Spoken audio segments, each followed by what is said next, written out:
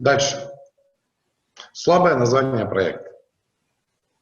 Ну, я всегда говорю о том, что еще капитан Врунгель говорил,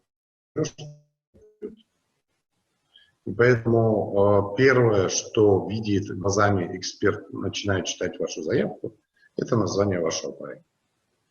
Несмотря на то, что мы говорим о том, что сама по себе процедура экспертизы конкурсных заявок носит объективный характер, за счет того, что заявку смотрят несколько экспертов, но по сути оценка каждого эксперта, она субъективна. То есть, ну, как человек воспринимает. И поэтому название проекта – это то первое, что видит эксперт, и за счет чего у него формируется определенный эмоциональный фон. Либо положительный, либо не положительный. Положительный эмоциональный фон – это всегда подсознательно маленькие плюсики, которые он будет добавлять к вашим баллам. Потому что ему нравится, вот, как вы назвали свой проект.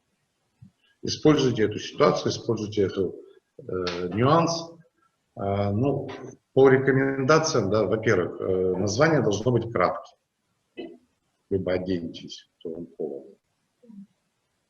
Название должно быть кратким. Ну, там я всегда рекомендую до 5 слов. Раз. Второе. Название должно быть все-таки креативным, творческим. Но здесь как бы очень важно, что когда мы говорим о творчестве, оно именно творческим должно быть. Потому что многие считают, что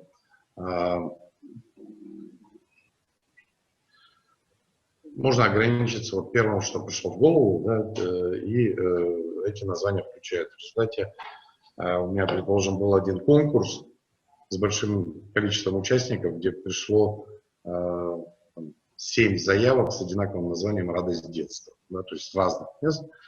Ну, люди, да, подошли с одной стороны творческие, но с другой стороны, как бы, ну, это штампы. Да, то есть есть такие. Вот, предположим, в конкурсах православной инициативы почему-то многие считают, что обязательно название должен быть там слова там Бог, вера, православие, крест и так далее, забывая о том, что как бы, ну, это типичное, то есть это то, что называется штамповые слова. Поэтому нужно думать о каких-то иных вариантах творческих названий, ну, как есть разные технологии, как придумать интересные названия. Там можно с приглашением целевых групп вместе с ними попридумывать. Можно использовать различные технологии, там, в том числе такие, как там, ТРИС, технологии решения изобретательских задач. То есть есть разные подходы. Но название должно быть креативным, творческим.